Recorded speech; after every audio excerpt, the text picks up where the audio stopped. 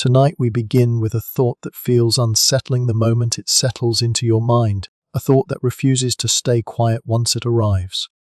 The ancient maps reveal a shocking possibility, that humanity once lived beneath a spiritual order so vast, so normalized, that it left barely a ripple in our modern memory.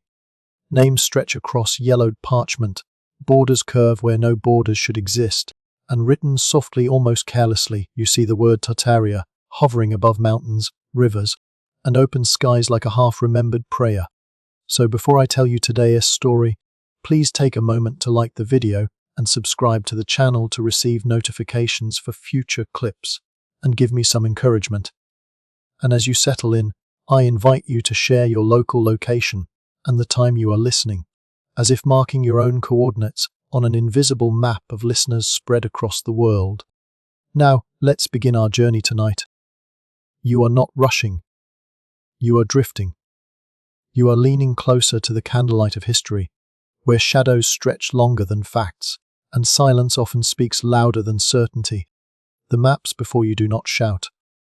They whisper, and whispers, are meant for those willing to listen slowly.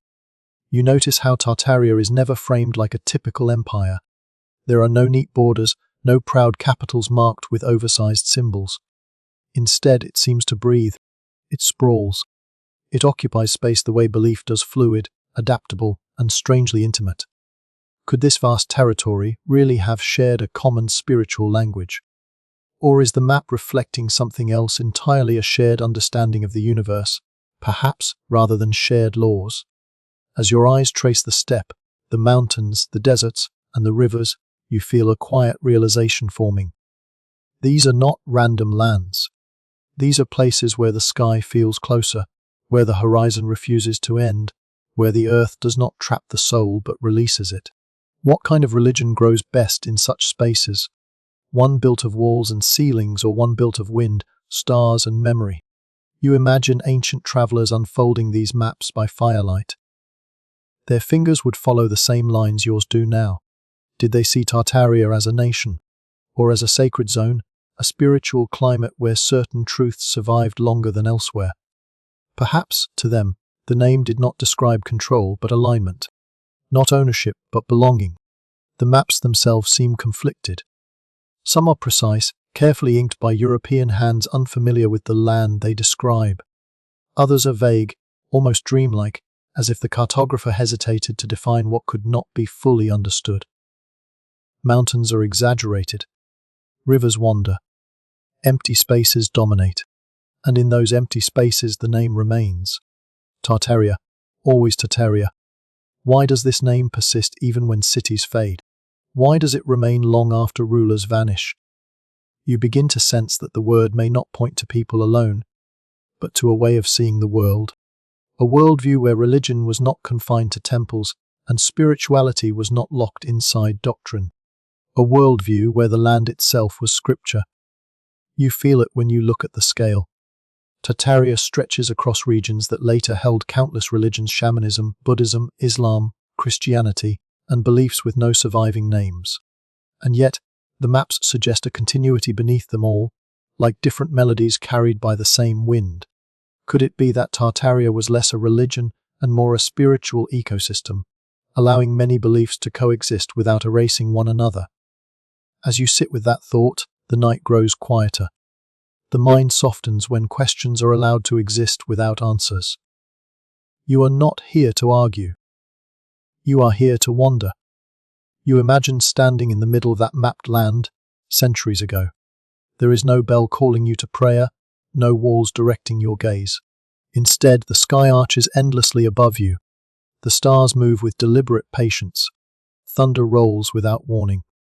In such a place, would you worship an image or the forces that cannot be held?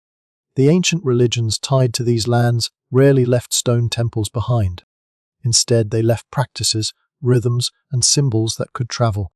Fire rituals, sky reverence, ancestor remembrance. These do not need architecture. They need attention. And attention, you realize, is the true currency of belief. Perhaps this is why Tartaria unsettles modern historians. It refuses to behave like a proper civilization. It does not fit into timelines neatly. Its religion cannot be summarized in creeds. Its spirituality cannot be confined to a single prophet or book. It is diffuse.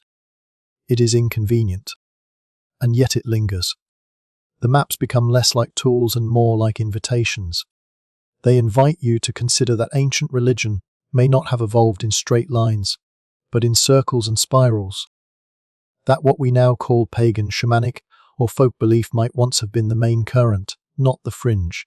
You wonder if Tartaria's spiritual role was to act as a vast connective tissue between civilizations, a place where ideas moved more freely than armies, where symbols traveled faster than borders, where the sacred was shared, not standardized. And then comes a softer, more unsettling thought. What if this openness made it vulnerable? What if belief systems that refused rigid structure were easier to overwrite, easier to forget? As new religions arrived with books, hierarchies and fixed truths, perhaps the older, quieter ways simply stepped back. Not destroyed, just lulled into sleep. The maps do not show battles over faith. They show continuity, and continuity can be mistaken for emptiness by those who expect noise. You feel the rhythm of the story slowing, like a heartbeat easing as the body relaxes. This is not a warning tale. It is not a revelation meant to shock you awake. It is a gentle unfolding, meant to guide you inward, not outward. Tonight, Tartaria is not yet a mystery to be solved. It is a presence to be felt. A reminder that ancient religion may have once been less about control and more about relationship between sky and earth, living and dead, human and animal, silence and sound. As your thoughts drift, you realize this journey will not rush you. Each step will be slow. Each question will be placed carefully beside you, not on top of you. You are allowed to wonder. You are allowed to doubt. You are even allowed inaugural to simply listen. The maps close softly now, not with finality, but with promise. They have done their work. They have pointed, not explained. And as your breathing evens out, you sense that Tartaria's true role in ancient religion is not something written plainly in ink, but something carried quietly through time, waiting for those calm enough to notice. You move forward without realizing it, as if the land itself is gently guiding your steps. The maps have folded away, but their imprint lingers in your thoughts, and now the idea of Tartaria begins to breathe through motion rather than ink. You are no longer standing still. You are traveling. And in this world, travel is not merely movement across distance, it is devotion made visible. You imagine yourself as one of the pilgrims of the endless steppe, rising before dawn, when the sky is still undecided between night and day. There are no stone roads beneath your feet, no carved milestones to reassure you that you are going the right way. Instead, there is grass bending in the same direction as the wind, stars fading slowly behind you, and an inner sense of alignment that replaces signage. How do you know where to go? You simply do. Or perhaps you listen. In the spiritual climate of Tartaria, pilgrimage does not always lead toward a single holy city. There is no one center pulling all souls inward. Instead, the sacred seems scattered, distributed across springs, groves, mountain passes, and ancient burial grounds. Each journey becomes personal, yet never isolated. You are walking alone, but you are never truly solitary. Others have walked here before you. Others will walk here after. The land remembers every footstep. You begin to sense that these pilgrimages are not about arrival. They are about exposure. To walk across the steppe is to surrender control. The horizon does not rush toward you. It remains distant, patient, almost teasing. In such a place, time stretches. Thoughts lengthen. Prayers lose their urgency and become quieter, more honest. What do you ask for when there is no temple door to knock on? Perhaps you ask less. Perhaps you listen more. You pass travelers moving in the opposite direction. Some carry small bundles, others nothing at all. Few speak. Words are heavy out here. Silence travels lighter. When eyes meet, there is recognition without explanation. Each of you is on a path that matters, even if no one else understands why. Could this be what ancient spirituality looked like: faith without performance, belief without spectators? At night, you rest beneath a sky so wide it feels deliberate. The stars are not decorations. They are guides, calendars, storytellers. You notice how often ancient steppe religions looked upward rather than inward. The heavens were not distant realms, but active participants in daily life. To walk beneath them was already an act of worship. To sleep beneath them was trust. Fire appears as the only boundary between you and the dark. Not walls, not gates, just flame. You sit with others now, drawn together not by doctrine but by warmth.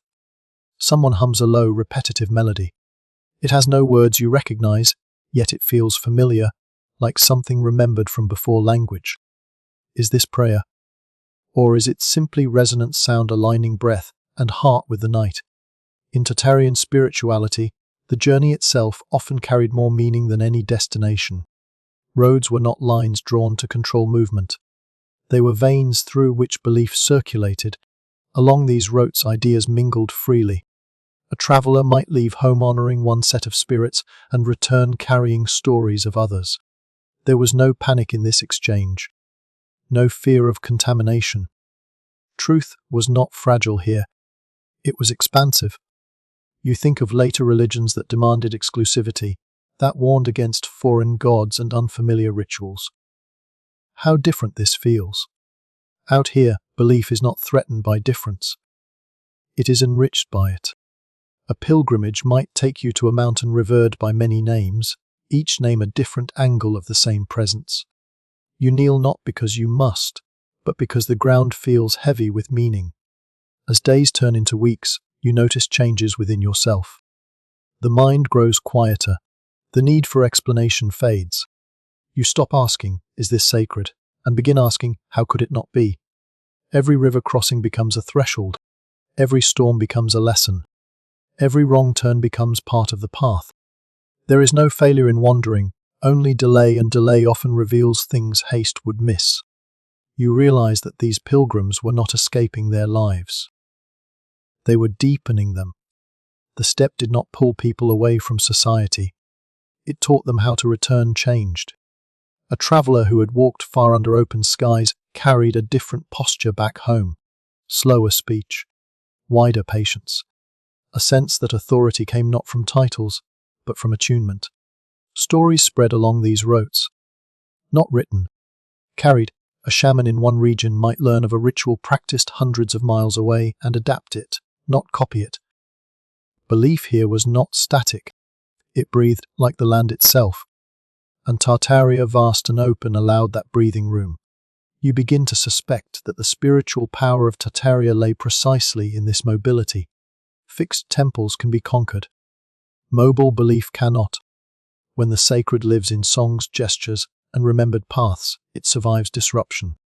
Empires rise and fall, but footsteps remain. Even when roads vanish, the instinct to walk them returns. As you lie down to sleep, wrapped in little more than cloth and trust, you feel the ground beneath you. Not as an object, but as a presence. The earth does not speak in words, yet it communicates through firmness, warmth, and rhythm. Your body relaxes into it, as if recognizing something older than thought. Perhaps ancient religion was never meant to lift humans away from the world, but to press them gently back into it. In this half-dreaming state, you imagine countless pilgrims before you, all moving slowly across the same vastness, each carrying private questions. Some sought healing. Some sought forgiveness. Some sought nothing at all, which may have been the purest pilgrimage of all. The land received them equally. When morning comes, there is no bell to wake you. Light does the work instead. You rise not refreshed in the modern sense, but recalibrated. The journey continues. And you understand now that in Tartaria, pilgrimage was not a religious obligation. It was a spiritual technology, a way of reshaping the inner world by exposing it to the outer one. You take another step, then another, and with each one, the boundary between walking and worship dissolves a little more. The Sumerian tablets reveal a shocking theory: humanity may have been engineered inside a planet-sized prison, and as that thought drifts through your mind, It slowly transforms, softening, reshaping itself into something quieter, something closer to the open sky above you now. Here, in the vast lands once labelled Tartaria, there are no walls high enough to suggest imprisonment. There is only openness, so complete it feels intentional. And in that openness, the sky becomes more than scenery. It becomes authority. You lift your eyes, and instinctively your breathing slows. The horizon is wide, almost unnervingly so. There is nothing to interrupt it, no towers, no temples reaching upward to claim attention. Instead, the heavens claim you. Clouds drift like unhurried thoughts. Thunder does not ask permission before speaking. The sun rises and sets without ceremony, and yet every movement feels ritualistic. How could ancient people not worship this? In the spiritual worldview associated with Tartaria, sky gods were not distant figures ruling from unreachable realms. They were immediate, present, and unavoidable. The sky was law, calendar, and witness. When storms arrived, they were not random. When drought lingered, it was not ignored. Meaning was assigned not out of fear alone, but out of relationship. To live under such a sky was to live in constant conversation with forces far larger than yourself. You begin to understand why steppe religions often lacked carved idols. How do you carve the wind? How do you imprison thunder in stone? Instead, reverence took the form of attention. Watching the clouds, reading the stars, listening for patterns in chaos. The divine was not hidden. It was overwhelming. You imagine elders teaching children not through scripture, but through sky watching. Notice how the stars return, they might say. Notice how the moon pulls the tides of your own body. In such teachings, spirituality is not abstract. It is observational. Faith becomes literacy in the language of nature. Contrasts emerge gently. Sky and earth, light and shadow, calm and violence. The heavens teach balance through excess. Too much sun burns. Too much rain drowns. Harmony is found not in extremes, but in listening. Perhaps this is why ancient Tartarian spirituality emphasized alignment rather than obedience. You do not obey the sky. You align with it. You sense a name spoken often in later records.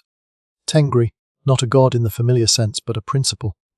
Eternal blue sky. An ever-present order that does not need temples or priests to enforce it. Tengri sees all, not to judge, but because there is nowhere else to look. Under such a sky, secrecy feels pointless. Integrity becomes practical rather than moral.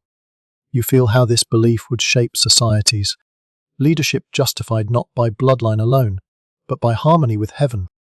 A ruler who failed to maintain balance, who brought famine, chaos, or hubris was seen as misaligned, not merely unpopular. Power, then, was conditional, temporary. Watched, the sky gods did not demand constant prayer. They demanded awareness. You could not hide from the weather, just as you could not hide from consequence. And so spirituality became woven into daily decisions. When to move herds, when to plant, when to wait. Every choice carried cosmic weight, yet none required a shrine. At night the stars return, sharp and countless. You lie back and let them arrange your thoughts. Constellations are not fixed images here, but stories that shift depending on who is telling them. A hunter sees one pattern. A healer sees another. The sky does not argue. It allows multiple truths to exist simultaneously. Could modern religion do the same? You sense how these beliefs might have traveled easily across Tartaria's vastness. The sky is shared. No translation needed. A cloud means rain in every language. Thunder inspires humility regardless of culture. This universality may have been Tartaria's greatest spiritual strength. A religion without borders, because its altar hovered above all borders. And yet, there is vulnerability in this openness. When new religions arrived, carrying enclosed heavens and defined doctrines, the old sky faith did not fight. It did not compete. It simply remained. Quiet, observant, waiting, perhaps too patient. You feel no urgency here. The sky has never rushed. It has watched civilizations rise and vanish without changing its rhythm. As you breathe, matching that rhythm unconsciously, your body understands what the mind only begins to grasp. Spirituality does not need complexity to be profound. Sometimes it needs only space. A final thought drifts in, gentle as dusk. What if the ancient role of Tartaria in religion was not to produce gods, but to remind humanity where gods were first seen above, vast, indifferent, and yet strangely intimate? What if belief began not in fear, but in awe so deep it slowed the heart? The sky darkens. Stars brighten. You feel smaller, and in that smallness, strangely safe. Nothing demands you. Nothing chases you. The heavens simply are. And tonight, that is enough. You do not notice the mountain at first. It rises slowly from the land, not sharply, not dramatically, but with a patience that mirrors the thoughts forming in your mind. In Tartarian lands, sacred mountains rarely announce themselves as holy. They simply wait. And when you finally recognize them, it feels less like discovery and more like remembrance. As you approach, the air subtly changes. Sounds thin out. Even the wind seems to lower its voice. Mountains have always demanded a different kind of attention, and ancient people understood this instinctively. You feel it now, the way your posture straightens, the way unnecessary thoughts fall away. Why does elevation quiet the mind? Is it the thinning air, or the sense that you are leaving something behind? In the spiritual imagination of Tartaria, mountains were not thrones for gods but meeting points. Places where the human world brushed against something older, heavier, and less concerned with explanation. Unlike the sky, which surrounded everything, mountains focused reverence. They gathered it. They concentrated belief the way lenses gather light. You begin to climb, slowly, deliberately. There are no carved steps, no railings to guide you. The path reveals itself only as you move. Loose stones shift underfoot, reminding you that progress is never guaranteed. This is not punishment. It is instruction. Sacred mountains did not promise ease. They promised perspective. Along the way, you notice signs of those who came before. Small stone stacks, charred patches where fires once burned, offerings left to weather bones, beads, scraps of cloth faded by sun and time. No plaques explain their meaning. No authority labels them correct or incorrect. And yet, you feel their sincerity immediately. These were not decorations. They were conversations. You realize that in many Tartarian belief systems, the mountain itself was the altar. No building could improve upon it. No roof could contain its presence. To climb was already an act of devotion. To pause and breathe was already prayer. The effort mattered more than the words. As you ascend, the land spreads beneath you, rearranging itself into clarity. Rivers become lines. Forests become textures. Settlements shrink into suggestions. Perspective does something gentle but profound to belief. Problems that felt immense below loosen their grip. Certainty softens. Humility arrives without force. You think of how many religions place their revelations on mountains. Sinai, Olympus, Fuji. It is tempting to assume this pattern is coincidence. But standing here, with your legs aching and your breath measured, you understand something quieter. Height changes the way the mind organizes meaning. When the world appears smaller, the self does too. In Tartarian spirituality, mountains often functioned as neutral ground. Clans who might disagree elsewhere could meet here without offense. Conflict felt out of place. The mountain did not take sides. It simply endured. Decisions made here carried weight because they were made under pressure, physical, emotional, and spiritual. You reach a plateau, and there is nothing built upon it. No temple, no statue, just stone and sky touching in a long, silent agreement. This absence feels intentional. The sacred does not need decoration when it is already overwhelming. You sit and time slows in a way clocks cannot measure. The wind moves past you without interruption. Clouds cast shadows that drift like thoughts you do not need to finish. Ancient rituals performed here were often simple fasting, silence, listening. Not because complexity was forbidden, but because it was unnecessary.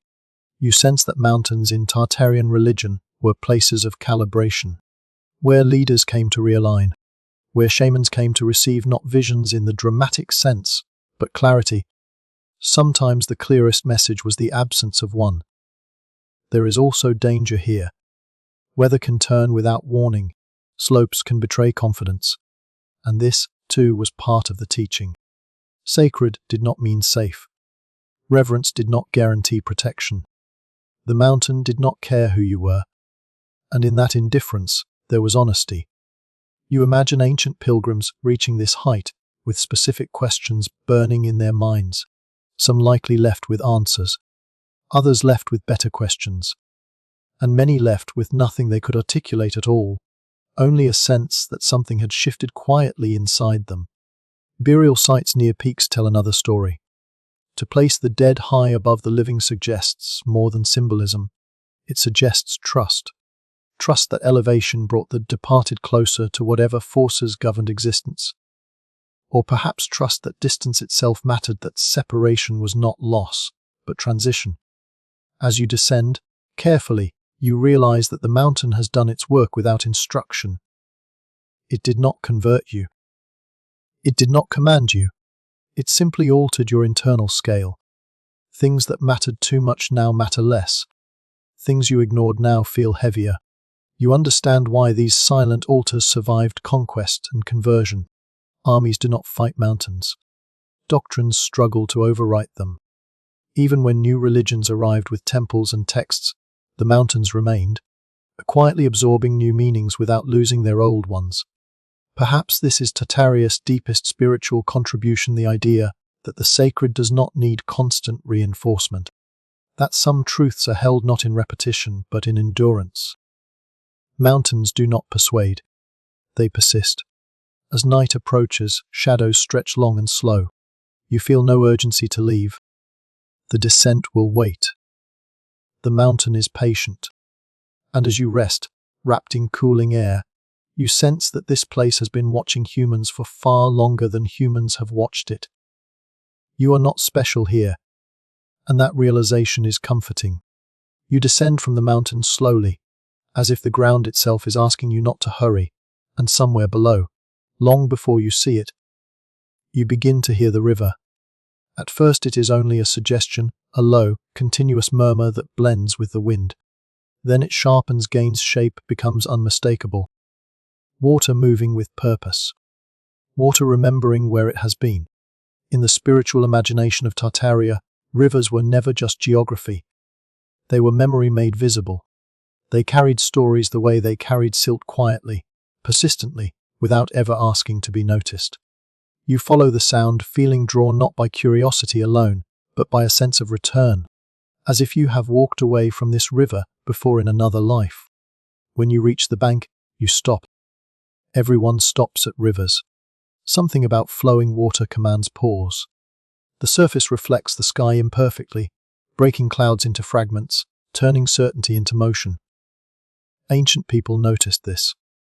They understood that rivers were thresholds, neither land nor sky, neither still nor chaotic. Perfect places for ritual. You kneel, not because you are instructed to, but because the body recognizes what the mind has not yet named. Rivers in Tartarian spirituality were used for cleansing, but not in the simplistic sense of washing away dirt or guilt. This was not about erasure. It was about continuity. To step into the river was to acknowledge that you are already part of something moving, something older than intention. You imagine offerings drifting downstream, small bundles of hair, cloth, grain, whispered hopes tied into reeds. These were not bribes to gods. They were messages, communications sent without expectation of reply. Once released, the river decided their fate. This surrender was the point. Unlike mountains, which gathered stillness, rivers gathered time. Every drop had a history. Meltwater from distant peaks, rain from forgotten storms, tears, perhaps, shed upstream by someone whose name no longer exists. And now, all of it passes before you, indifferent yet intimate. You sense why ancient rituals often marked life transitions at riverbanks. Birth, initiation, marriage, death. To cross water was to admit change. Even the same river was never the same twice. Tartarian belief systems leaned into this truth. Permanence was illusion. Flow was law. There are no grand temples here either, just worn paths where feet have entered and exited the water for generations, just stones smoothed by countless hands. Memory is etched not in words, but in repetition. The river does not need to remember the rituals. People do that for it. You listen closely, and the sound of the water begins to organize your thoughts. Fast currents where the river narrows, slow eddies where it widens. Even within flow there is variation. Even within belief there is room. Perhaps this is why rivers were often seen as teachers. They demonstrate persistence without rigidity. At dusk the river darkens, reflecting stars in broken lines. You imagine ancient sky watchers using rivers as secondary maps, reading constellations twice, once above, once below. The world mirrored itself constantly in Tartarian spirituality. What existed in one realm echoed in another. You consider how later religions often sought to dominate rivers, dam them, redirect them, sanctify them under single names. But earlier beliefs seemed content to cooperate, to ask permission through ritual, to acknowledge that water would outlast any human claim. As you sit, the river continues without pause. It does not wait for you to understand it, and that is its final lesson. Meaning does not require comprehension to be real. Some things are sacred simply because they endure, because they connect places that would otherwise forget one another. Eventually, you rise and step away, carrying nothing with you. And yet, something follows. A steadiness. A sense that whatever lies ahead is already in motion, already prepared to receive you. The river does not say goodbye. It does not need to. Night arrives without ceremony, folding itself gently over the land, and with it comes fire. Not the roaring, consuming blaze of destruction, but the careful, watched flame that gathers people inward. You find yourself drawn toward it instinctively, as humans have been for longer than memory can hold. In Tartarian spirituality, fire was not a symbol. It was a presence. You sit close enough to feel its warmth, but far enough to respect it. Fire teaches distance. Too near, and it punishes. Too far, and it withdraws. Balance is not an abstract lesson here. It is felt on the skin. Ancient firekeepers understood this intimacy. Their role was not to control the flame, but to tend it, to listen to what it needed. The night deepens, and the fire becomes the center of the world. Beyond its glow, shapes blur. Time loosens. Stories emerge. Not loudly, not dramatically, but in low, steady voices that rise and fall with the crackle of burning wood. Fire transforms speech. It slows it. It makes pauses meaningful. You sense that in Tartarian belief, fire served as mediator between human and spirit, between thought and action. Offerings placed into flame were not meant to survive. Their destruction was the message. Smoke carried intention upward, dispersing it into the sky, where it could not be retrieved or revised. Unlike rivers, which carried things away horizontally, fire carried them vertically. Two directions. Two kinds of surrender. Together they formed a complete gesture of release. Fire rituals here were often communal, yet deeply personal. Everyone watched the same flame, but everyone saw something different in it. Shapes formed and vanished. Faces appeared and dissolved. The mind, tired from daylight logic, slipped easily into symbolic thinking. Was that a memory? A warning? Or just wood collapsing into embers? No one rushed to explain. Explanation would have broken the spell. In this tradition, interpretation was private. Shared silence mattered more than shared meaning. You notice how fire reveals faces selectively. Light flickers, hiding expressions as often as it reveals them. In this half-light, hierarchy dissolves. Leaders and children look similar. Elders speak, but so does the flame. Authority feels temporary, negotiated moment by moment. You think of how later religions often fixed fire into rigid roles: hellfire, purifying fire, eternal fire. But here fire remains ambiguous. It warms, it cooks, it destroys, it protects. It teaches without moralizing. It simply shows what happens when matter meets transformation. As the night progresses, someone takes responsibility for the flame. Not ownership. Responsibility. The firekeeper stays awake while others sleep, feeding the embers carefully, ensuring continuity. Letting the fire die was not a crime, but it was a loss. A broken conversation. You sense that this role carried spiritual weight. To keep fire alive was to keep memory alive, to allow the night to remain inhabited. Fire marked human presence in a world that would otherwise be indifferent. It said, "Quietly, we are here, and we are paying attention." Ashes from old fires were often scattered deliberately into rivers, onto fields, into the wind. Nothing was wasted. Transformation completed its cycle. What once burned now nourished. Endings fed beginnings. As your eyes grow heavy, the fire softens, settling into a steady glow. Sparks rise and vanish. Breathing slows. Thoughts stretch out and lose their edges. You understand now why fire was never merely practical. It shaped consciousness. It gathered minds into shared rhythm. Eventually, you lie back, watching the last visible stars beyond the firelight. The flame continues its patient work without you. It does not need your gaze to exist. And yet it feels like a companion. In Tartaria, fire did not demand worship. It invited relationship. And tonight, warmed and unhurried, you accept. The fire fades into embers, and with it, ordinary awareness thins. This is the hour when the world feels less solid, when edges soften and the space between thoughts widens. You sense a presence nearby, not threatening, not theatrical, simply attentive. This is where the shamans move, not stepping forward so much as stepping aside, slipping through a door that has always been there. You notice how little spectacle surrounds them. No costumes meant to impress, no raised voices to command attention. Their power, if it can be called that, lies in restraint. In Tartarian spirituality, the shaman is not a ruler of spirits but a negotiator, a listener who knows how to wait. The journey they take is inward and outward at once, a careful crossing between worlds that overlap more than they separate. The drum begins, low and steady, matching a rhythm older than music. It does not hurry you. It does not demand belief. It simply repeats, inviting your breath to follow. You feel how repetition loosens the mind's grip, how the constant beat gives your thoughts permission to drift without falling apart. This is not escape. It is reorientation.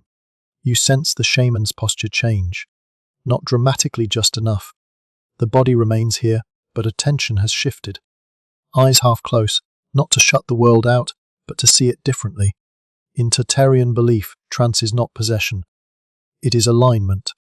The shaman does not disappear. They become permeable. You wonder what they see, or perhaps what sees through them. Stories speak of journeys to the upper world, where sky spirits move like weather, and to the lower world, where ancestors rest without urgency. But these are not destinations on a map. They are states of attention, frequencies of listening. You feel no fear here. Fear belongs to uncertainty, and this ritual is precise. Every movement has been practiced. Every sound has a purpose. The shaman's role is not to invent visions but to receive them, to filter what arrives so it does not overwhelm those waiting by the fire. Messages, when they come, are rarely clear instructions. They arrive as images, sensations, fragments. A sudden chill. A remembered smell. The feeling of being watched kindly. Interpretation is not rushed. Meaning unfolds later, often days later, when the conscious mind is ready to recognize it. You notice how this contrasts with religions that demand immediate clarity. Here ambiguity is respected. Not everything revealed is meant to be understood at once. Some truths need time to settle, like sediment in water. The shaman's voice returns slowly, softer than before. They speak of imbalance not as punishment, but as condition. A sickness here. A drought there. A decision delayed too long. Spiritual work, in this worldview, is maintenance. Keeping the worlds in conversation so nothing drifts too far out of harmony. You sense how deeply practical this spirituality is. Trance is not entertainment. It is diagnosis. It is guidance rooted in observation of subtle patterns. When herds wander strangely, when dreams repeat, when tempers rise without cause, these are signs, not superstitions. The community listens without interruption. No one challenges the vision. Not because doubt is forbidden, but because this moment is not for debate. Discussion comes later. First comes reception. First comes respect. You realize that shamans here are not elevated above others permanently. Their role is situational. They step forward when needed and step back when finished. Authority circulates. It does not harden. There is risk in this work. To move between worlds is to strain the self. Shamans are often tired, quiet, weathered beyond their years. They carry what others cannot, not because they are stronger, but because they have learned how to release what is not theirs. You feel the ritual closing. The drum slows. The boundary firms. The shaman returns fully, grounding themselves with touch earth, stone, fire. The worlds separate gently, like hands unclasping without regret. Silence follows. Not empty silence, but full. No one rushes to fill it. The night receives what has been said without words. As you rest, you understand something subtle and profound. In Tartarian spirituality, the other world is not elsewhere. It is adjacent, accessible not through death, but through attention. And the shaman is not a gatekeeper, only a guide showing where the door has always been. Sleep comes easily now, and in sleep you feel closer not to answers, but to listening itself. Morning arrives quietly, carried on the sound of movement rather than light. You hear it before you see it, the soft thud of hooves, the rustle of grass, the brief hush that follows when something living passes nearby. In Tartarian lands, animals were never background. They were participants. And as you open your eyes, you sense their presence not as interruption, but as continuation. You notice how the world here does not place humans at the center. Life moves around you with calm confidence. A bird watches from a distance, not startled, not tame. Somewhere beyond sight, a wolf pauses, listening, deciding. In this spiritual landscape, animals are not symbols imposed by humans. They are messengers who arrived long before interpretation. You begin to understand why Tartarian spirituality so often speaks through animal forms. Not metaphorically, directly. The animal world communicates without language, without deception, without abstraction. What you see is what is meant. In a belief system built on attention rather than doctrine, this clarity is sacred. You walk slowly, aware that to rush would be disrespectful. Tracks cross the earth like handwriting, cloven, padded, clawed. Each tells a story of direction, intention, urgency. Ancient people read these signs fluently. To follow an animal's path was sometimes to follow guidance. To encounter one unexpectedly was never coincidence. You think of the wolf first, often misunderstood, often feared. In Tartarian belief, the wolf was not chaos but order of a different kind. It knew when to hunt and when to wait. It protected its own without ceremony. To dream of a wolf was not a warning, but an invitation to reclaim instinct without cruelty, strength without dominance. Then there is the eagle, whose shadow moves across the ground without sound. It sees what cannot be seen from below, not just distance but pattern. In steppe spirituality, the eagle does not represent power in the political sense. It represents perspective, the ability to rise above immediate struggle and still return when needed. The horse, too, carries enormous spiritual weight, not merely a companion but a bridge between villages, between worlds, between the living and the ancestral. To ride was to surrender partial control, to trust another being with your balance, your speed, your direction. Horses were often buried with honor, not as property, but as partners. You realize that animal spirits here are not mascots or decorations. They are teachers. Each embodies a mode of survival refined over countless generations. The bear knows solitude. The deer knows alertness. The raven knows transition. These qualities were not abstracted into moral lessons. They were observed, respected, and sometimes invited inward. Shamans, you recall, often spoke of animal allies. Not pets, not imaginary companions, but relationships formed through attention and repeated encounter. An animal that appeared again and again in dreams, in waking life, in moments of decision was listened to. Its behavior studied. Its presence noted without haste. There is humility in this. To learn from animals is to admit that intelligence is not exclusive, that wisdom does not always speak in words. In Tartarian spirituality, humans were not fallen rulers of creation. They were one voice in a wider conversation. You pause as a bird lands nearby. It does not flee. It does not approach. It simply exists within your awareness. For a moment, there is no hierarchy between you. Just shared space. This, you sense, is the foundation of animal reverence, not worship, but recognition. You think of later religions that placed animals below humanity, stripped them of spiritual relevance, turned them into resources or metaphors. How much quieter the world must have become when those voices were dismissed. How much guidance was lost. Here, however, animals carry messages without announcing them. A sudden silence in the grass. A change in migration. An unexpected encounter. These are read as signs not because people are desperate for meaning, but because they are paying attention. You imagine ancient councils pausing decisions because the herds behaved strangely. Hunters refusing to proceed because birds fled in an unfamiliar pattern. This was not superstition. It was ecological awareness woven into spirituality. The land spoke through its creatures. Death, too, was understood differently. To kill an animal was never casual. Ritual acknowledgement followed. Gratitude was offered not to absolve guilt, but to recognize exchange. Life taken sustained life given. Balance was not sentimental. It was necessary. You feel how this belief softened fear of death itself. If humans were animals among animals, then death was not exile from the sacred. It was return to circulation. Bones fed soil. Soil fed grass. Grass fed herds. The cycle closed without judgment. As the sun rises higher, animal movement slows. Shade is sought. Stillness returns. You rest, letting this understanding settle gently. No sermon has been spoken, yet something has been taught. In Tartarian spirituality, animal forms were not masks worn by gods. They were expressions of spirit moving through matter. The sacred did not descend into animals. It emerged through them, naturally, continuously. You breathe in. You breathe out.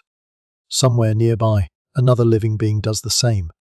And for a moment, that is enough.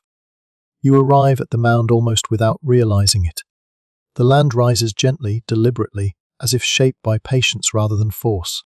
From a distance it could be mistaken for a natural hill, but as you draw closer, subtle order reveals itself. Stones placed with intention. Earth layered carefully. This is not random ground. This is a conversation with the dead. In Tartarian lands, burial mounds kurgans were not hidden away. They were positioned where they could be seen, where they could see. Often aligned with horizons, rivers, or distant peaks, they occupied places that felt chosen rather than convenient. Death here was not tucked out of sight. It was woven into the living landscape. You stand at the base of the mound and feel the quiet weight of time. Generations rest beneath your feet, not stacked carelessly, but arranged. Bodies placed with care. You imagine the rituals that once unfolded here, slow processions, low chanting, offerings set beside the departed not for use, but for remembrance. The dead were not believed to need possessions. They needed acknowledgement. You notice the orientation of the mound. It faces a particular point on the horizon. Sunrise, perhaps, or the place where a certain star appears at a certain time of year. Ancient builders watched the sky closely, and they did not separate burial from astronomy. To place the dead was to place them within a cosmic pattern. You think of how many kurgans align with solstices, equinoxes, or stellar events. This was not decoration. It was instruction. Death was not an ending, but a repositioning. The deceased were not gone. They were relocated within a larger order. Standing here, you sense why Tartarian spirituality did not fear death in the same way later cultures did. If life was movement, Death was simply another form of placement. The body returned to earth. The spirit returned to pattern. Nothing was lost. It was rearranged. You imagine mourners looking up at the stars after burial, seeing familiar constellations rise. Perhaps they believed the soul traveled upward, or perhaps they believed the stars were markers, reminders that even in darkness there is structure. Either way, grief was framed by context. Loss occurred, but it did not collapse meaning. Inside some mounds, artifacts have been found: mirrors, drums, weapons, carved animals. Not trophies. Tools, objects associated with roles rather than identities. A shaman's drum, a warrior's blade, a healer's charm. These were not buried to preserve status, but to honor function. Who you were mattered less than what you served. You realize that in this worldview, ancestors did not vanish into abstraction. They remained active, not as ghosts haunting the living, but as witnesses and guides. Their presence was felt in weather, in dreams, in sudden intuitions that arrived without explanation. You circle the mound slowly. There is no sense of trespass. The dead here were not jealous of the living. They were invested in them. Boundaries between worlds were thin, but not threatening. You imagine children being brought here, taught names, stories, lineages. Not to instill fear, but to establish continuity. You come from this, the mound says without words. You will return to this. The message is grounding rather than morbid. The stars begin to appear, one by one, and you notice how the mound's silhouette interacts with the sky. It cuts into the horizon deliberately, framing a section of heaven. The dead were positioned to watch something specific. A recurring celestial event, perhaps, or simply the passage of night into morning. You think of how later cultures enclosed graves, hid them behind walls, marked them with dates. Here, time feels circular. The mound does not announce when someone died. It announces that they belonged. As night deepens, you sit nearby, feeling no discomfort. There is no sense of being watched in a threatening way. Instead, there is companionship. The ancestors are not silent because they have nothing to say. They are silent because silence is the most honest form of presence. You understand now why these burial practices endured across vast regions. They required no text, no translation. Earth and sky were enough. Anyone could look. Anyone could remember. Eventually you rise, leaving the mound undisturbed. Nothing has been taken. Nothing needs to be added.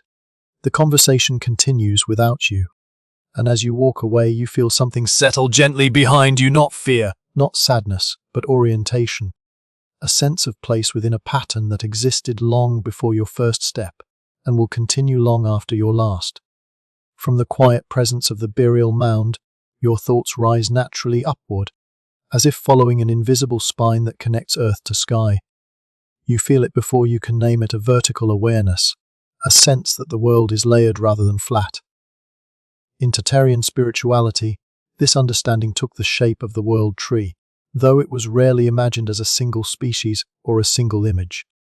It was a structure of reality itself. You picture it not as a mythic illustration, but as a living principle. Roots deep in unseen soil, trunks standing firm in the human world, branches reaching into the sky where light thins and stars begin. Three realms not separated by distance, but by state. The lower world of ancestors and origins, the middle world of breath, struggle and choice, the upper world of pattern, order and sky law. You realize how intuitive this model feels. You already live inside it. Your body touches the ground. Your thoughts stretch upward. Your memories sink downward into places you cannot fully access. The world tree does not demand belief. It describes experience. In Tartarian belief, this tree was not worshipped as an object. It was consulted as a map. When imbalance appeared, sickness, conflict, confusion, it was understood as a disruption somewhere along this vertical axis.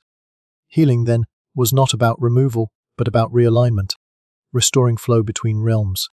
Shamans had described their journeys using this structure, descending to retrieve lost parts of the self, ascending to receive guidance not yet ready to exist on earth. But these were not metaphors meant to impress. They were practical explanations for inner states that modern language struggles to name.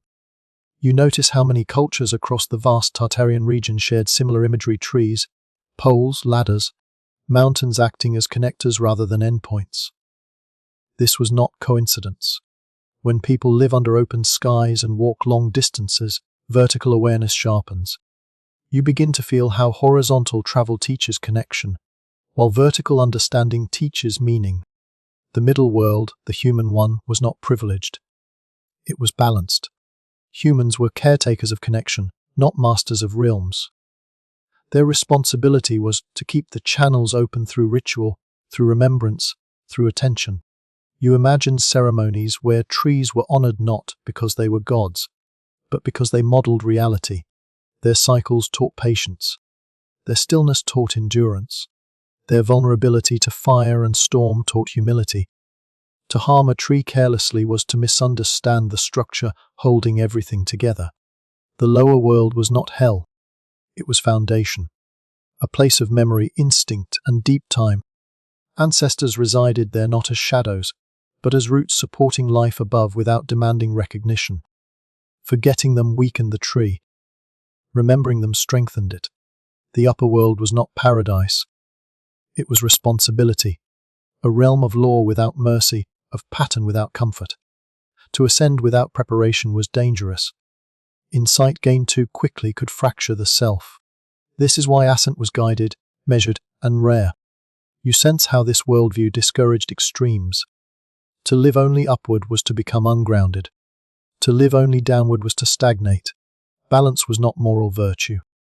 It was survival strategy.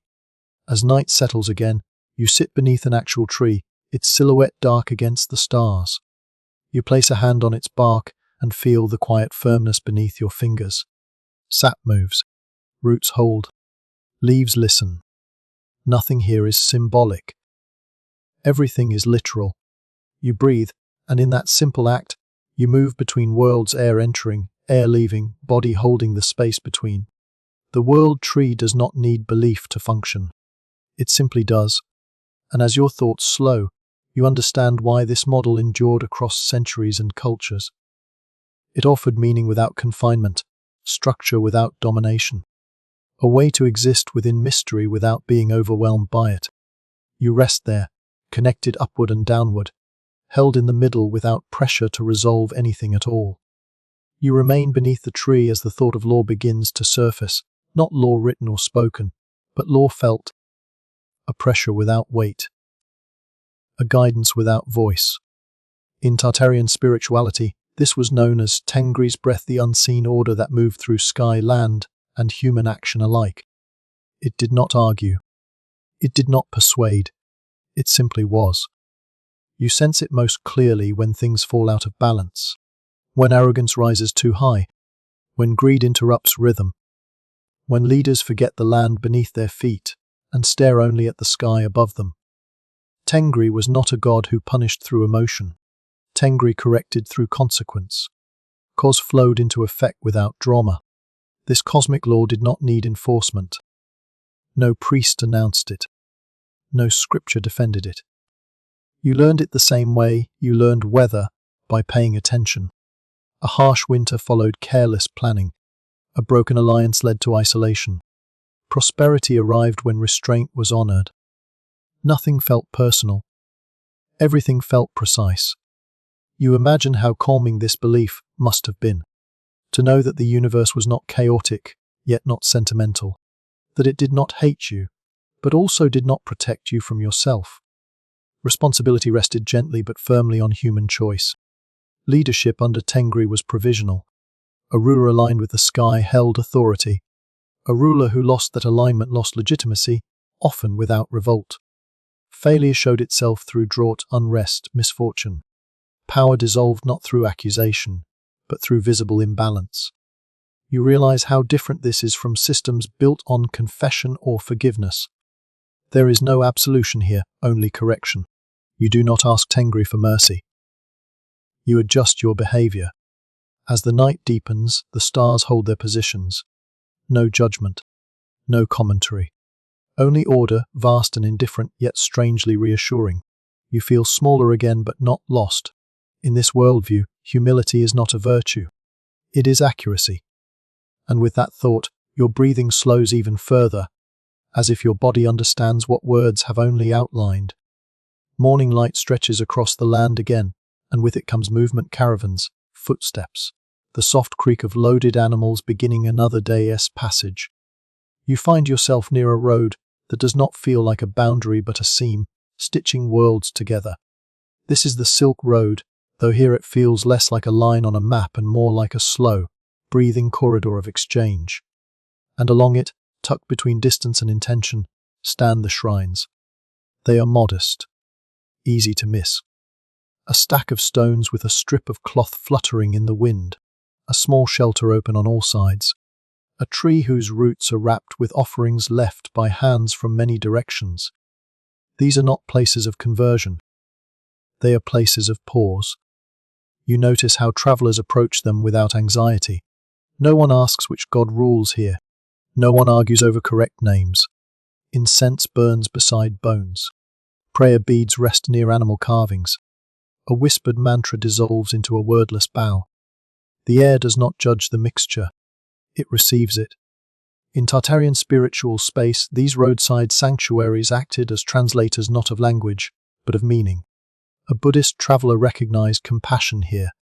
A Muslim traveler felt submission to order. A shaman sensed spirit traffic. None were wrong. None were complete. You sit quietly and watch the pattern repeat. Travelers stop. They touch the earth. They offer something small. Then they move on, lighter. These shrines do not promise protection. They acknowledge vulnerability. To travel was to risk, and to risk was to remember the unseen. You sense how Tartaria's openness allowed beliefs to layer rather than replace. New gods arrived, but old ones did not vanish. They stepped aside, blended, whispered through new forms. The shrine did not belong to anyone. That was its power. As caravans fade into the distance, the shrine remains, patient, holding the echo of countless intentions. It does not remember names. It remembers sincerity. And as you leave, you feel the quiet certainty that faith, when unguarded, does not weaken. It multiplies. The road carries you onward, and somewhere between the rhythm of footsteps and the slow sway of loaded animals, you begin to hear it not as sound exactly, but as cadence. A softness entering the landscape, a patience that feels practiced. This is where Buddhist echoes begin to move through Tartaria, not as an arrival, but as a resonance. You notice the change first in posture. Travelers pause longer before moving on.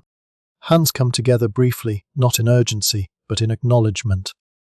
There is less emphasis on destination and more attention to the moment of standing, breathing, waiting. Nothing has been announced. Nothing has been replaced. And yet something has shifted. Buddhism does not enter these lands as a conquering faith.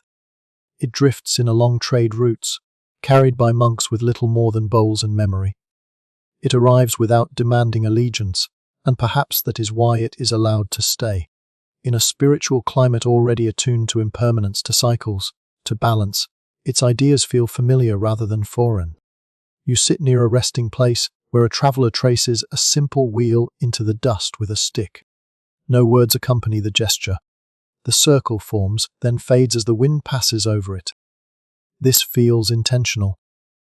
Teaching without permanence. Meaning without possession. In Tartarian lands, the idea of suffering as a condition, not a punishment, finds fertile ground.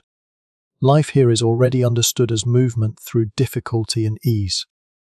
Drought follows rain. Loss follows abundance. The Buddha's insight does not shock. It confirms. You begin to sense how concepts like non-attachment resonate deeply with steppe spirituality.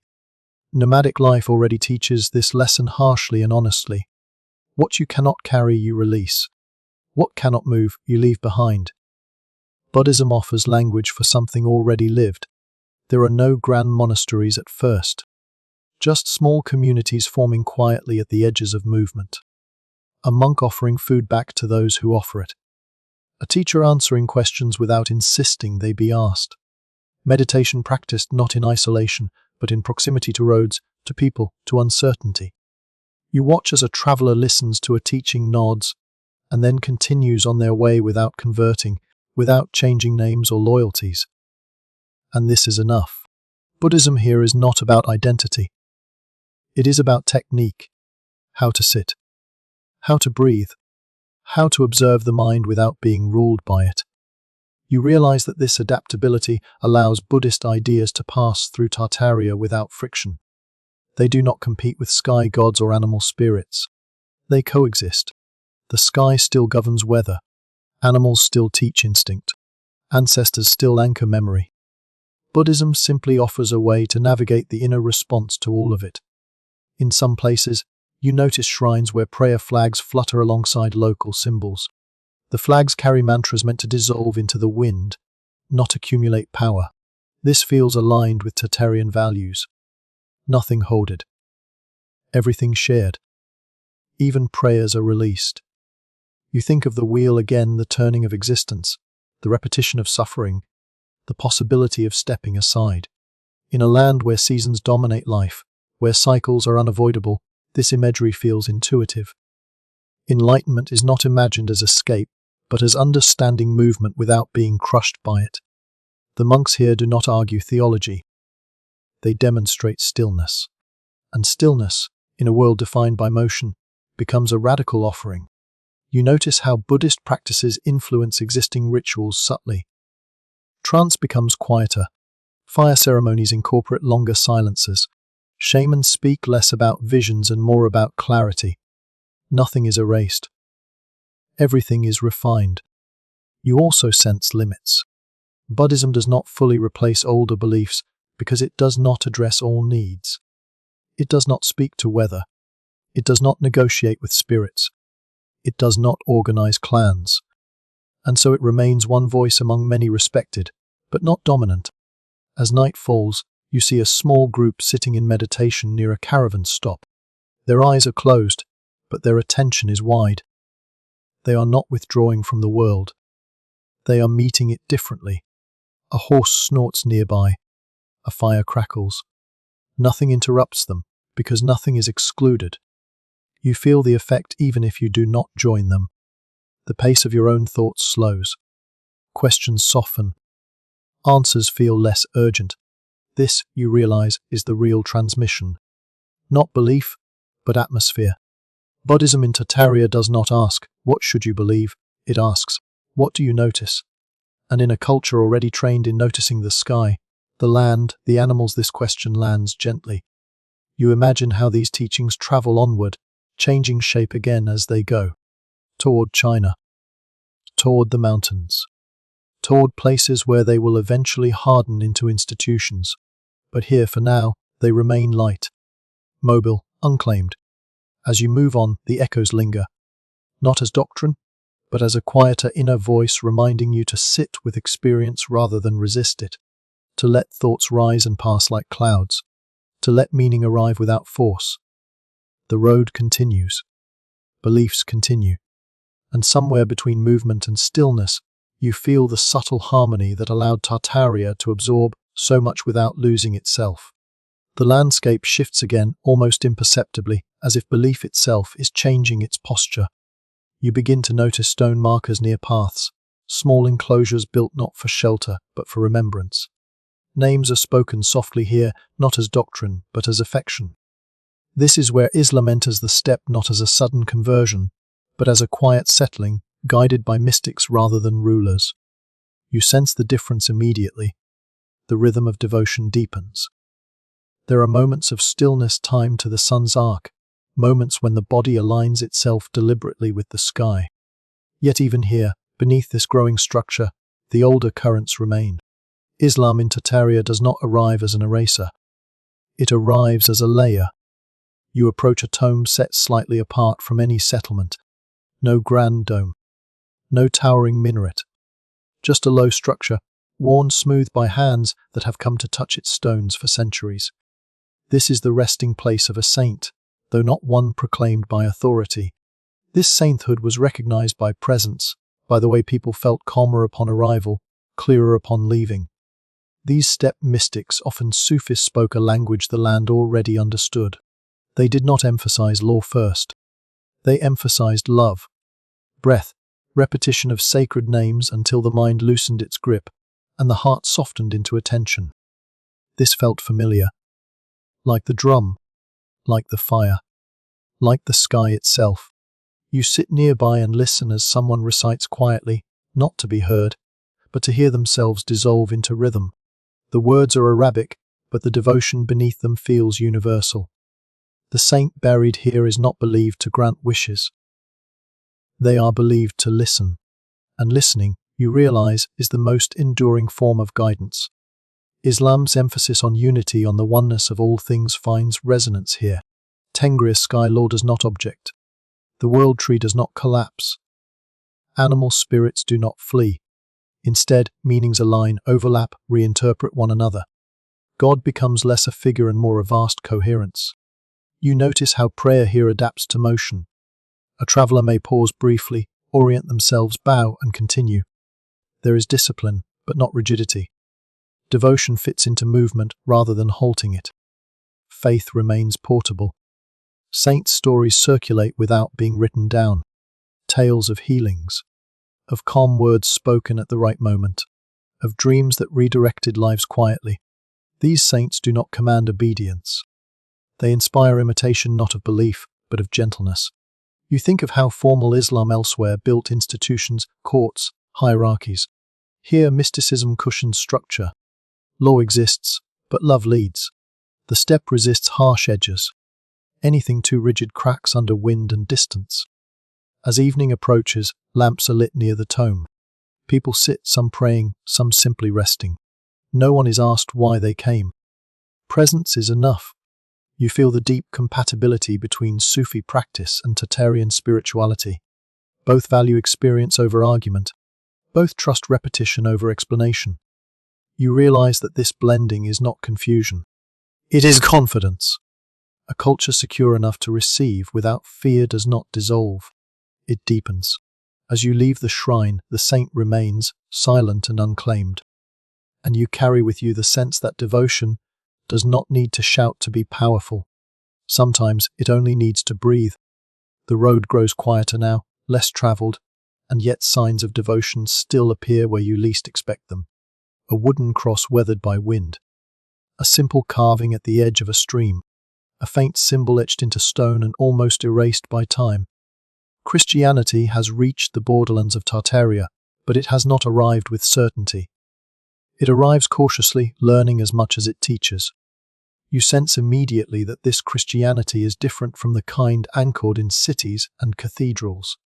There are no bells calling crowds, no walls separating sacred from ordinary. Faith here adapts or it fades, and so it learns to travel lightly. You come upon a small gathering near dusk. A handful of people sit together, sharing food before sharing words. A story is told, not read. The story of a man who walked without wealth, who spoke in parables rather than commands, who withdrew into wilderness to listen before he spoke. This version of Christ feels familiar to the steppe, not as ruler, as wanderer. You realize why Christianity could take root here at all. Its central figure does not cling to power. He moves. He listens. He teaches through image and contrast, light and dark, seed and soil, loss and return. These are not foreign concepts in Tartarian spirituality. They echo the land itself. The cross, too, finds unexpected resonance, not only as a symbol of sacrifice, but as an axis, vertical and horizontal meeting, sky and earth intersecting at the human heart. You recognize this shape. You have already felt it in the world tree. Christianity here does not erase the old structure. It names it differently. You notice how local believers do not argue doctrine. They emphasize conduct. Kindness offered without expectation. Hospitality extended even when resources are scarce. Forgiveness practiced not as moral superiority, but as necessity in a harsh world where grudges become heavy to carry. There are no missionaries demanding conversion. Faith spreads through proximity, through example. through the quiet steadiness of someone who does not retaliate when wronged. This slowness suits the land. You think of how Christianity elsewhere often replaced older beliefs aggressively. But here the step absorbs it gently. Animal reverence fades slightly, but respect remains. Ancestors become saints in memory if not in name. Sacred sites are reinterpreted, not destroyed. A cross appears on a hill once used for sky watching. The hill remains sacred. Only the language changes. You feel no conflict in this blending, only adaptation. Christianity here learns to be wide, or it does not survive, and in becoming wide it becomes quiet. As night settles, the small group disperses. No altar remains. No claim is staked. Only the memory of shared presence lingers. You continue on understanding now that in Tartaria, no religion arrived alone. Each had to converse with what was already listening. As the road thins into little more than habit and memory, you begin to notice marks that are not immediately legible. Scratches on stone. Knots tied in unusual ways. Words half familiar, half foreign, lingering at the edge of understanding. This is where language itself becomes sacred, where names are chosen carefully, and where meaning hides in plain sight. In Tartarian spirituality, names were never casual. To name something was not merely to identify it, but to touch its essence. This is why certain names were spoken only at specific times, in specific places, or not at all. Silence protected what language could not hold.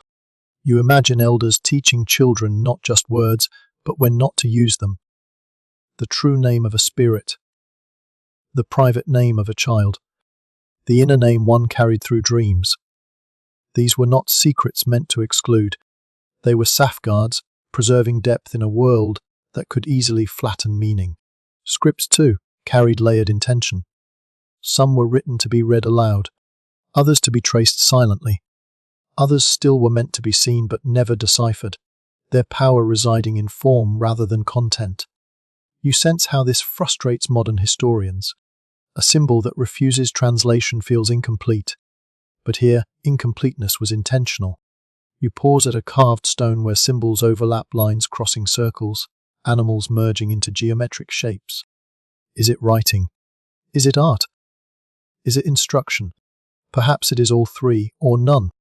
In Tartarian understanding, ambiguity was not failure. It was protection. Knowledge too easily accessed loses its gravity. You think of how later religions insisted on clarity, on fixed texts, on correct pronunciation. How power gathered around those who controlled interpretation. But older traditions understood something quieter. That mystery preserves humility. Certain titles recur across regions: Khan, shaman, elder, keeper, yet their meanings shift subtly depending on context. Authority is fluid here. A title does not guarantee wisdom. It signals responsibility. And responsibility, if mishandled, dissolves the title. You sense how sacred knowledge traveled orally alongside symbols, each reinforcing the other.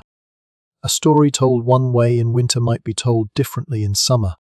Not because truth changed, but because listeners did. Flexibility was not corruption. It was responsiveness.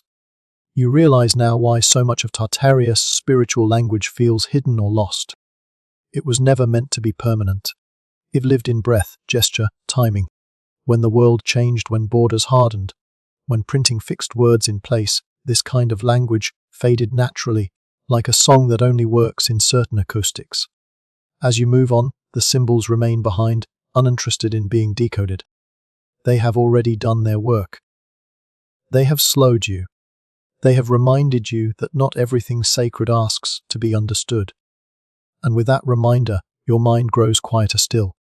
Sound reaches you before structure does. Long before you see any gathering, before you notice faces or forms, you feel vibration moving through the air and into your body. A low pulse. A slow repetition. It settles not in your ears alone, but in your chest, your spine, your breath. In Tartarian spirituality, sound was never decoration. It was architecture. You sit where the sound is strongest, noticing how it shapes the space without walls. Drums, horns, chants, each carries a frequency chosen not for beauty, but for effect. This is not performance. No one watches. Everyone participates simply by being present. The sound does not ask for attention. It creates it. You sense how ancient people understood something modern science would rediscover much later. Vibration alters consciousness. Certain rhythms calm the mind. Others energize it. Some open memory. Some dissolve it. In Tartarian rituals, sound was used deliberately to guide awareness into specific states, gently and without force. The drumbeat you hear now is steady, unhurried. It mirrors the resting heartbeat. Breath begins to follow it naturally. Thoughts stretch and soften. The boundary between inner and outer thins. No instruction is given. The body remembers what to do. You realize why temples of stone were unnecessary here. When sound is the sacred space, it can be built anywhere. On open ground, beneath trees, along riverbanks. The ritual carries its own walls, its own ceiling, rising and falling with the voices. Chants begin not in unison at first, but gradually aligning. Different tones. Different starting points. Slowly converging. This is not enforced harmony. It is emergent. The sound teaches cooperation without command. You notice how meaning is carried not by words, but by resonance. Some chants have no literal translation. Their power lies in vibration alone. Others use simple phrases repeated until language dissolves into rhythm. The mind stops grasping for interpretation and begins to rest inside sensation. You think of how later religions emphasized silence or spoken prayer. Here, sound bridges those extremes. It fills space without overwhelming it. It focuses attention without narrowing it. Sound becomes a path, not a message. Certain instruments are reserved for specific moments. Horns for calling. Drums for grounding. Rattles for transition. Each has a role and none dominates. The ritual is not about volume. It is about placement. You feel the sound move through you, loosening tensions you did not know you carried. Memory stirs briefly, then releases. Emotion rises without story, then settles. This is healing without explanation. Alignment without analysis. As the ritual fades, the sound does not stop abruptly. It tapers, stretches, leaves echoes that linger in the body long after silence returns. No one claps. No one speaks immediately. The space remains full even without noise. You sit in that fullness, understanding now that Tartaria's temples were never lost. They were never built. They existed wherever sound and attention met. And as the last vibration dissolves into stillness, you realize that silence here is not absence. It is resonance at rest. The silence after sound has a texture to it, and you rest inside that texture as the sky begins to change again. Dusk leans toward night, and with it comes a different kind of attention. Eyes lift almost unconsciously. Breath slows. Somewhere deep inside, an old habit wakes.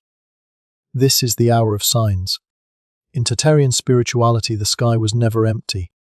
It was a living text, rewritten constantly, readable only by those willing to watch without impatience. Stars were not decorations. They were markers, messengers, warnings, promises that refused to explain themselves. You notice how people gather quietly, not to predict the future, but to acknowledge uncertainty. A comet's appearance is not greeted with panic, nor with celebration. It is greeted with respect. Something has changed. Something is speaking. You imagine ancient watchers counting nights, tracking the slow drift of constellations, remembering when a star last appeared out of season. This knowledge is not owned by one person. It is shared, corrected, refined across generations. Prophecy here is collective memory, not individual revelation. When comets arrive, they arrive without invitation. Bright and ignorable, cutting across familiar patterns. In many cultures they inspire fear. Here, they inspire caution. Not dread, but attentiveness. A reminder that order includes disruption. You sense how these celestial events were used not to predict exact outcomes, but to reassess direction. Should migrations be delayed? Should treaties be reinforced? Should leaders reconsider recent decisions? The sky did not dictate answers. It demanded reflection. You feel the wisdom in this restraint. The heavens do not micromanage human affairs. They signal scale, perspective. They remind those below that even the most stable patterns can shift. As you watch, the stars feel closer than before, as if leaning in, not to judge but to witness. And in that quiet exchange, you feel a deep calm. The universe is vast, yes, but it is also attentive. When the sky finally settles into familiarity again, you understand that prophecy in Tartaria was never about knowing the future. It was about staying awake to change. And with that awareness, the night gently carries you onward. The stars fade slowly toward dawn, and with them comes a strange, subtle feeling, not loss exactly, but thinning. As if something once dense has grown transparent. You sense it in the land, in the stories that trail off mid-sentence, in the rituals that no longer complete themselves. This is the great forgetting, and it does not arrive violently. It arrives quietly like sleep. In Tartarian spirituality, memory was never stored in books alone. It lived in movement, in repetition, in shared attention. And when the rhythms of life began to change, when borders hardened, when roads were regulated, when belief demanded permanence, those memories found fewer places to land. You notice how records begin to fracture. Maps redraw themselves. Names shift. Sacred sites are renamed, reinterpreted, absorbed into new frameworks. Nothing is destroyed outright. Destruction would be obvious. Instead, layers are added until the original shape becomes difficult to see. You imagine elders continuing rituals long after their meanings have softened. Gestures performed because they were always performed. Words spoken whose origins are no longer remembered. This is not ignorance. It is inheritance stretched thin. You sense how centralization accelerates forgetting. When authority moves inward to cities, to institutions, the wide, quiet spaces lose their voice. The step does not argue for relevance. It waits, and waiting over time is mistaken for absence. Written history favors edges and endings. It prefers events over continuities. Tartaria, vast and diffuse, resists this format. How do you record a belief system that never declared itself finished? How do you archive a spirituality that lived in breath and timing? You feel the sadness of this not as grief, but as distance. Like remembering a dream after waking. The impression remains, but the details slip away no matter how gently you try to hold them. And yet, something endures. In folk customs. In unexplained habits. In the feeling that certain places are heavy with meaning, even when no story survives to explain why. The forgetting is incomplete. You realize that forgetting, too, is part of the cycle. Just as rivers carry things away, time does the same. What matters is not what is lost, but what remains possible. As the light grows, you sense that memory is not gone. It is dormant, waiting for attention to return. The night opens one last time above you, wide and patient, as if it has been waiting for this moment all along. You lie beneath the stars again, but now they feel different. Not because they have changed, but because you have traveled far enough to see them with quieter eyes. This is where the journey does not conclude, but gently loosens its grip. You think back through everything you have passed. Maps that whispered instead of declared. Roads that felt like prayers. Sky law without anger. Mountains that taught humility by simply standing still.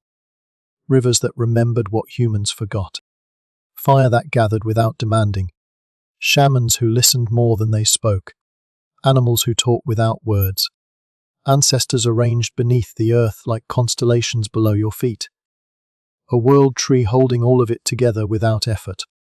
You realize now that Tartaria's role in ancient religion was never to dominate belief, but to host it, to provide a vast, open field where many spiritual languages could exist without cancelling one another, where contradiction was not conflict and mystery was not weakness, a place where the sacred did not insist on being named the same way everywhere. Perhaps that is why Tartaria troubles modern understanding. It refuses sharp conclusions. It does not collapse into a single narrative. It offers no final doctrine to memorize. Instead, it asks a question that feels almost too simple to be dangerous. What if spirituality once belonged to the land as much as to people? You feel how this question opens outward rather than closing inward. If belief is relationship rather than rule, then no authority can fully own it. If meaning emerges from attention rather than instruction, then forgetting is never complete. It only waits. You sense now that ancient religion, as lived across Tartaria, was less concerned with salvation and more concerned with alignment. Not escaping the world, but fitting into it. Not conquering fear, but understanding rhythm. Humanity's purpose, in this view, was not to rule creation, nor to suffer beneath it, but to listen between sky and soil, breath and silence. And then, slowly, the questions themselves soften. They do not disappear. They simply stop pressing. Your breathing deepens. The stars blur slightly as your eyelids grow heavy. The long journey folds inward, becoming feeling rather than thought. The step stretches on without you, perfectly content to do so. Nothing needs to be proven tonight. Nothing needs to be believed. The world hums quietly, like a drum struck long ago and still vibrating. You are safe inside that vibration now. Let the images fade gently. Let the land grow distant. Let the questions rest where questions belong, unanswered, but no longer urgent.